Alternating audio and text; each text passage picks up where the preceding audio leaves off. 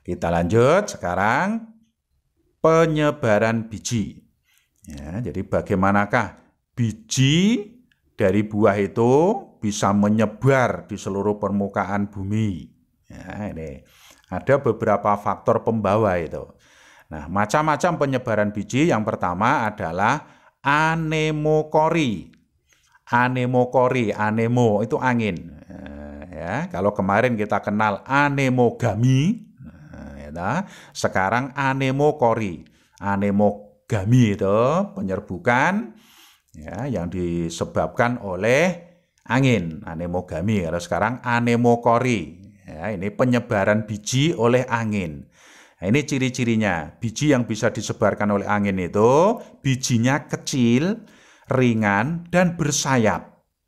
Ya, contohnya adalah bunga dandelion. Nah, ini misalnya. Ya, ini. Ya, jadi bijinya kecil, ringan, dan bersayap. Kecil, ringan, supaya mudah diterbangkan oleh angin. Dan bersayap, ini supaya bisa terbang. Nah, ini bijinya. Ya, ini. Ya, jadi bijinya itu ini. Ya, ini bijinya. Dia punya sayap supaya bisa diterbangkan oleh angin. Itu yang pertama. Ya, yang kedua hidrokori. Hidro itu kan air. Jadi bijinya itu disebarkan oleh air. Cirinya kulitnya banyak mengandung rongga udara. Sehingga biji itu bisa mengapung di atas air. Contohnya biji kelapa. Nah ini. Ya, jadi karena kulitnya ini, sabut kelapanya ini banyak mengandung rongga udara, maka menjadi ringan sehingga dia bisa mengapung di atas udara. Maka nanti akan dibawa oleh air itu ya, menyebar kemana-mana. Kemudian yang ketiga, zookori. Ya, zookori, zoo, hewan. Nah, yang menyebarkan adalah hewan. Yang menyebarkan biji ini hewan. Nah, ini dibagi menjadi beberapa macam ya, sesuai dengan hewan penyebarnya. Yang pertama entomokori, entomo, ya, itu serangga. Jadi bijinya disebarkan oleh serangga. Contohnya ini wijen, tembakau. Nah ini misalnya, ya, ini serangganya, semut. Ya, ini bijinya yang dibawa ya, untuk disebarkan. Ya. Berikutnya kiropterokori. Ya, kiropterokori. Ini yang menyebarkan bijinya adalah kelelawar. Contohnya misalnya jambu biji, kemudian pepaya, dan masih banyak yang lainnya. Pokoknya buah-buahan yang dimakan oleh kelelawar. Nah ini ya. Ini. Jadi nanti kelelawar itu akan membawa buah ini terbang di tempat lain, atau sambil terbang dia sambil memakan daging buahnya, bijinya terus dijatuhkan ke bumi, ke tanah. Nah, sehingga menyebarlah biji itu tumbuh di mana-mana. Berikutnya ornitokori, ornitos burung ya. Ini yang menyebarkan biji adalah burung. Contohnya misalnya beringin, atau benalu dan lain sebagainya. Ini misalnya ini burungnya sedang memakan buah. Ya, nanti daging buahnya dimakan, bijinya akan dijatuhkan di tempat lain. Ya. Berikutnya mamokori, mame, ya, mamalia. Jadi yang menyebarkan biji itu adalah mamalia. Contohnya ini biji kopi. Nah, ya, ini yang disebarkan oleh binatang mamalia yaitu luwak. Jadi luwak ini suka sekali memakan kopi. Ya, nanti daging buahnya dimakan, kemudian bijinya ya, akan dikeluarkan lagi bersama kotorannya. Ya, itu menyebar di mana-mana nanti. Ya, ini itulah macam-macam penyebaran biji oleh mamalia atau zookori. Ya, dibagi beberapa macam sesuai dengan nama hewan penyebarnya. Ya. Berikutnya yang keempat. Antropokori, antropo manusia. Jadi yang menyebarkan biji ini adalah manusia. Nah ini nanti ada yang disengaja dan ada yang tidak disengaja. Ya. Contoh tanaman yang penyebaran bijinya oleh manusia misalnya ini padi, jagung. Nah, itu. Ya, ini penyebarannya secara sengaja. Kenapa? Karena biji padi dan jagung itu ditanam oleh manusia. Nah, ini kan berarti sengaja disebarkan.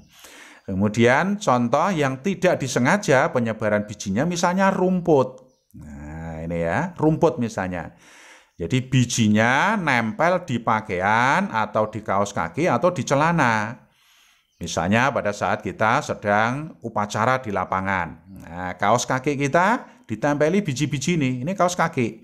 Ya, biji-biji rumput-rumputan yang ada di lapangan itu nempel di kaos kaki kita. Terus setelah di tengah jalan kita sadar, kita tahu ada biji yang nempel di kaos kaki kita atau di celana kita, terus bijinya kita lepaskan. Jatuhlah di jalan, ya. Ini atau di tempat lain, terus dia tumbuh dan berkembang. Ini berarti kan penyebarannya secara tidak sengaja. Ya, ini. Nah, demikianlah macam-macam penyebaran biji. Sekarang kita lanjutkan proses perkecambahan. Jadi setelah biji itu menyebar, jatuh ke tanah, nanti kalau kena air, dia akan tumbuh berkecambah. Jadi biji yang baru tumbuh itu namanya kecambah. Ya.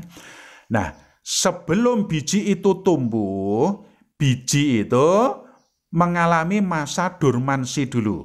Masa dormansi itu adalah masa istirahat. Ya, itu. Secara garis besarnya itu masa istirahat. Jadi dormansi itu adalah peristiwa pada saat biji mengalami masa istirahat. Ya. Terus faktor-faktor yang mempengaruhi perkecambahan ya, itu adalah air, oksigen, dan masih banyak yang lainnya, termasuk hormon misalnya, ya, enzim misalnya. Tapi yang utama faktor luarnya ini, air dan oksigen. Ini mempengaruhi proses perkecambahan. Jadi biji setelah jatuh di tanah, ya, dia mengalami masa dormansi dulu. Setelah itu nanti kalau dia kena air, kena oksigen, dia akan tumbuh menjadi kecambah. Nah, berikutnya reproduksi pada gimnosperme, tumbuhan berbiji terbuka. Tadi sudah kita bahas, sudah saya sampaikan bahwa gimnosperme itu pembuahannya adalah pembuahan tunggal. Ya, ini. Contoh gimnosperme misalnya pinus, pohon ginkgo, ya, kemudian pakis haji dan melinjo. Ya. Nah, alat perkembangbiakan daripada tumbuhan gimnosperme itu namanya strobilus atau runjung. Ya. Strobilus itu apa? Strobilus itu adalah bunga tetapi tidak punya perhiasan bunga. Jadi bunga tetapi tidak punya mahkota, tidak punya kelopak, itu namanya strobilus. Ya, ini. Pembuahannya dengan cara pembuahan tunggal. Jadi reproduksi seksual, reproduksi secara kawin, secara generatif. Ya, tapi pembuahannya pembuahan tunggal. Jadi hanya terjadi pembuahan antara serbuk sari dengan putik. Serbuk sari dengan putik yang di dalamnya ada ovum. Antara serbuk sari dengan ovum yang nanti akan menghasilkan zigot. Ya, ini. Nah, pakis haji dan pinus ini di samping berkembang biak dengan cara pembuahan tunggal ini tadi secara seksual, pakis haji dan pinus juga dapat berkembang biak dengan tunas akar. Nah, tunas itu kan berarti aseksual. Jadi untuk pakis haji dan pinus itu cara reproduksinya secara seksual bisa secara kawin dengan pembuahan tunggal, secara tidak kawin atau aseksual juga bisa, yaitu dengan tunas akar. Ya, ini. Tunas pada pakis haji itu disebut dengan bulbil. Ya, ini.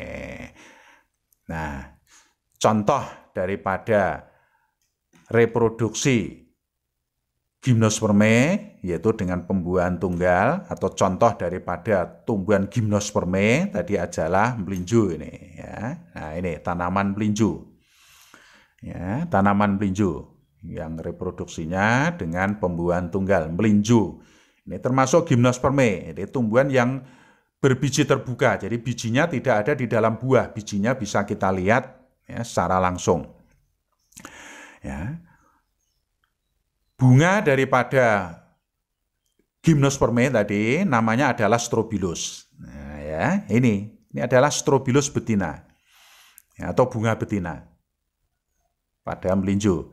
Ini adalah bentuk daripada strobilus jantan. Nah, ini nanti yang akan menyebarkan serbuk sari. Ya, ini di dalamnya ada bakal bijinya atau ada ovumnya. Ya, maka nanti serbuk sari dari strobilus jantan ini akan membuahi inti ovum, ya, pada strobilus betina ini. Kalau sudah terjadi pembuahan maka akan menjadi biji. Nah, ini bijinya. Jadi bijinya kelihatan, bisa kita lihat, maka disebut berbiji terbuka. Ya, gitu. Nah, ini adalah pakis haji. Ya, pakis haji atau Sikas rumpii. Ini strobilus jantannya yang akan menyebarkan serbuk sari. Ini adalah strobilus betina. Ini strobilus betina. Nanti kalau sudah terjadi pembuahan, nah ini akan menjadi biji yang bisa kita lihat. Ya, ini. Ya, demikianlah cara-cara pembuahan dan reproduksi pada gimnospermae. Ya, selanjutnya silahkan anak-anak untuk membuat rangkumannya. Nah, ini ya, silahkan dibuat rangkumannya supaya lebih mudah nanti kita di dalam mempelajari materi ini secara garis besarnya. Ya. Nah, ini selanjutnya silahkan dikerjakan soal-soal berikut ini. Sebentar. Ya. Dikerjakan soal-soal berikut ini, didiskusikan. Ya. Nah, ini silahkan. Ya. Dikerjakan. Ya. Dikerjakan, kalau tidak bisa ditanyakan pada temannya, didiskusikan, jangan hanya diam saja. Ya, ini kelanjutannya, ya, nomor 10 sampai 18. Berikutnya ini kelanjutannya nomor 19 sampai 26. Ya, didiskusikan, jangan dikerjakan sendiri. Ya, ini kelanjutannya nomor 27 sampai 30. Ya, jadi banyak ini soal-soalnya karena materi ini memang banyak sekali. Ya, ini kelanjutannya nomor 31 sampai 40. Ya. Ini kelanjutannya nomor 41 sampai 47. Sekali lagi didiskusikan, dibicarakan bersama temannya. Ya. Ini kelanjutannya 48 sampai 53. Ya. Ini kelanjutannya 54 sampai 58. Ya, ini kelanjutannya 59 sampai 61. Ya. Nih. Dah. Inilah cara-cara reproduksi secara generatif. Ya, besok kita lanjutkan reproduksi secara vegetatif.